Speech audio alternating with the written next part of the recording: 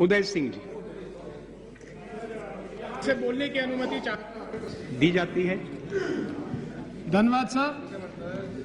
You have called me to speak on the regulation of factor bill. The name now stands changed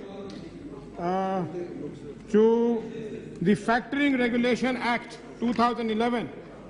This change of name is also in light of the recommendation of the Standing Committee headed by Shri Yashwant Sinha, who said that the present name or the original name, Regulation of Factor Assignment, will create a confusion as if there already exists some kind of a legislation.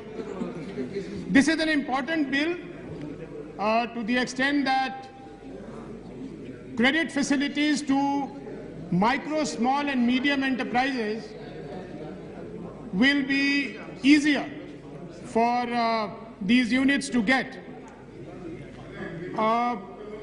But Hindi तो जानता हूं, लेकिन हिंदी में सारी बात नहीं कर सकता. कान में वो लगा लें, हिंदी में सुनाई देने लगेगा. मुझसे ज्यादा अच्छी हिंदी में सुनाई देगा आपको.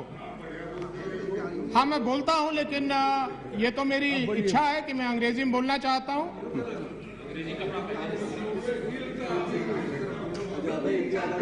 वकील साहब देखिए, factoring as a business is the conversion of credit sales to cash sales. Therefore, firms, especially the smaller ones, which are starved for working capital, which find it difficult to access working capital, will find that factoring business will make their lives easier to a certain extent. But when we talk of the micro, small and medium enterprises, we are actually talking about a sector which contributes to 40% of our exports and 45% of our production, industrial production. But we treat this entire sector with great disdain. Therefore, my first submission to the Honorable Minister is that when this bill was being brought about, did you think of consulting other ministries to bring about a more holistic bill in which the problems of the MSME industries as such, as a whole, was taken into account? I will come to the specifics of this bill later. I will come to the specifics of MSME later. But before that, I would like to say something about the state of the economy that we find ourselves in. I mean, Pranab Da is not here, but through you, I'd like to tell him that yes, we have not reached a stage when we need to eat lizards.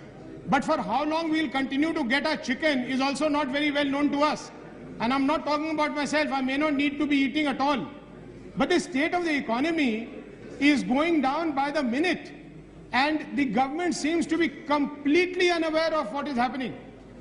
Except for the rising food inflation, the government walked away with the kudos for having managed the global slowdown in 2008 very well. We all complimented the government. And thereafter, the Indian economy was firing on all engines. What happened? You could not get ideas of how to contain the food inflation. You got worried. The whole country was agitated.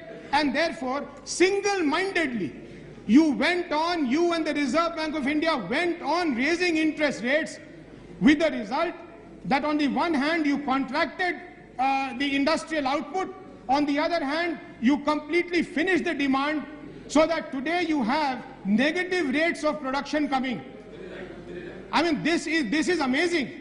So a vibrant economy being made to turn moribund, who is responsible for this?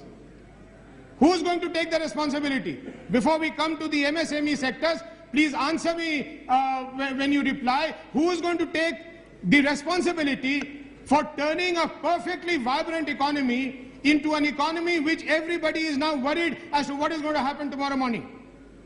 And now you see the effect that when the Reserve Bank takes certain measures, the rupee slide refuses to stem. And therefore it's becoming a very, very serious matter.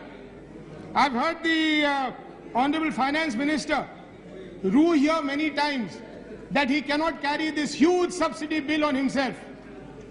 But may I ask you, Honorable Minister, who taught us to ride this tiger? Who taught us to ride this subsidy tiger? You taught us to ride the subsidy tiger, and now you cannot dismount because you will be devoured. But rather than taming that tiger, you are making it more ferocious. We read in the newspapers of more profligate ideas of some food security bill coming. What is the food security bill going to do? It sounds very nice that we'll give food grains to 66% of the Indians. But what happened to your Narega? What has Narega done to your rural economy? It has completely altered the whole rural economy equilibrium. And why? I hope, Honorable Minister, you're hearing what I'm saying. And why has Narega done this? Because you could not identify the beneficiaries. You are going to be making the same mistake. And at a time when the economy is under stress, for the cabinet to have cleared the food security bill, one kind of a signal has been sent to the market. What happened to the rupee? What happened to the stock exchanges? So you will.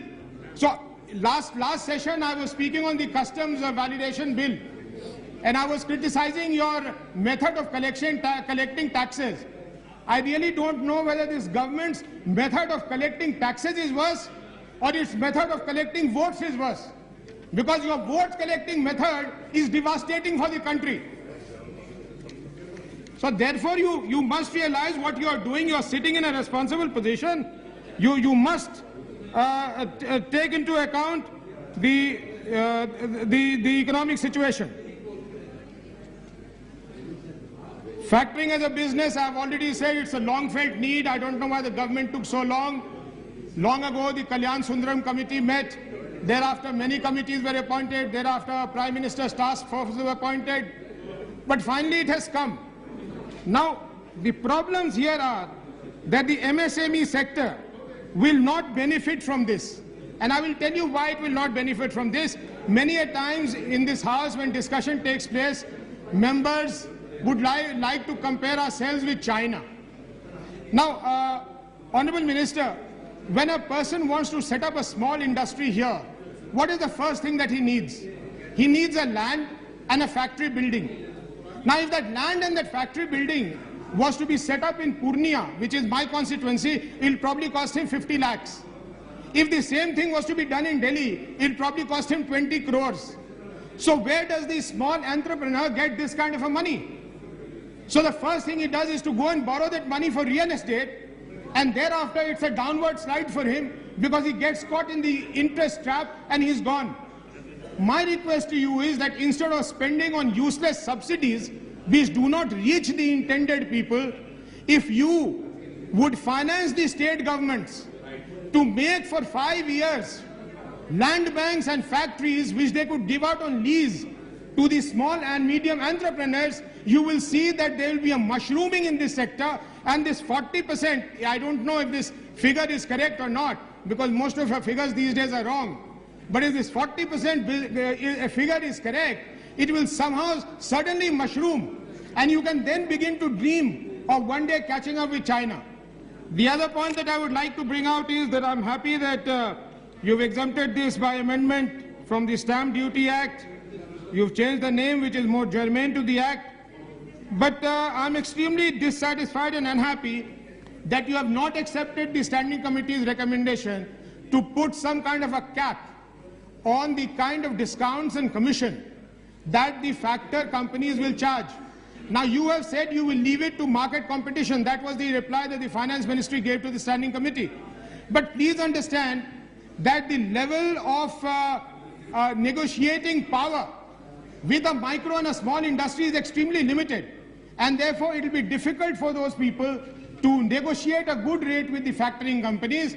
And therefore, it will be in line with your thinking of supporting the MSMEs that coupled with the Reserve Bank rate, there should be a cap on the amount of commission and interest that the factoring company will charge.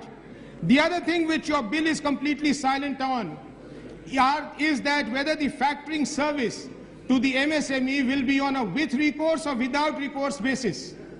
Because if it is with recourse, then you are not helping the MSME. Because if the debtor refuses to pay the factoring company will come with a sledgehammer at the door of the MSME, and the MSME will not be able to resist that pressure.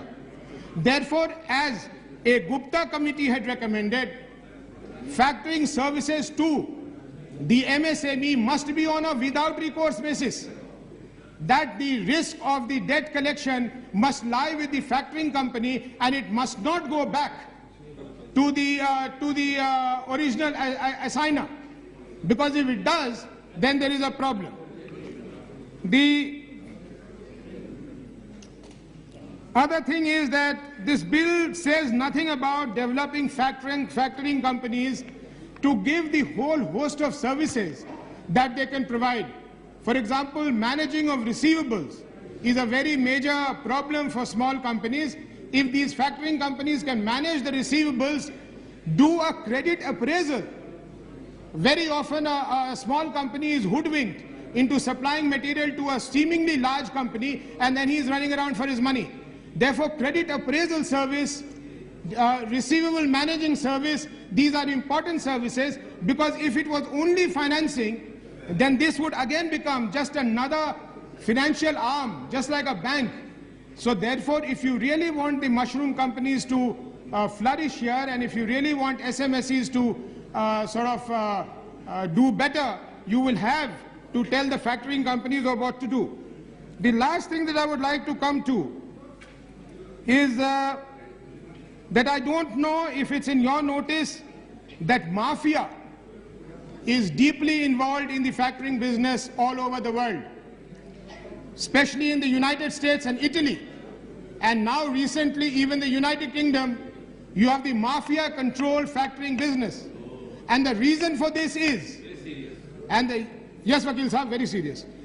The reason for this is that debt collection often involves, एकदम इनकी आदत बहुत खराब है, बहुत खराब है, इनको मना कीजिए, अगले बार बोलेंगे तो इनको बोलने ही नहीं देंगे, एकदम नहीं बोलने देंगे. बोलिए बोलिए. The reason why mafia gets involved is that in the debt collection business, आपको मोटिवेट कर रहे हैं जी मुझे मालूम है, वो बड़े मित्र हैं, अभी बात करेंगे इसके बाद हम लोग आपस में. The reason why mafia is involved in the debt collection business is that if the debtor refuses to pay, often you have strong arm tactics being employed by the factoring companies to recover the debts. You've seen this happening in India. You would have heard stories of the bank having given money for a car, and if the car loan is not paid, the family is suddenly stopped on the road and the car is taken away. The same thing happens in the factoring business on a much larger scale. So therefore, it is necessary that मैं सुन रहा हूँ आपकी बात, मैं 5:30 से पहले खत्म कर दूंगा, उसके बाद कल बिल पास होते रहेगा. The other problem, Honorable Minister, is about the dirty money laundering. That day we had a very meaningful discussion on debate on the black money and the money stashed abroad. Now, factoring is also used for dirty money laundering, and there is evidence to this effect. So it will be good if your ministry could take note of this and see that this aspect is taken care of. The last point, perhaps, that I'd like to ask you is there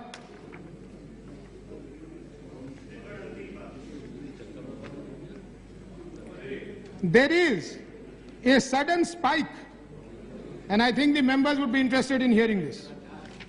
Bahamas is a known tax haven, though there is an explanation for this given later, which I will put to you.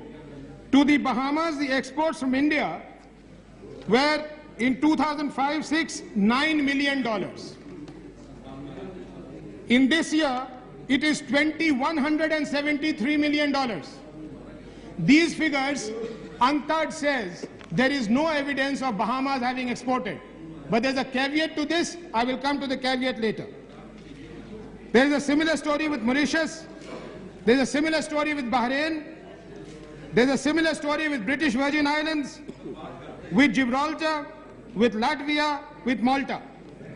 And therefore, I'm again warning you that opening of factoring business may lead to a further spike. This is nothing but your own money coming back. The ill-gotten money stashed abroad, because the heat on them is on, they are now bringing back their money.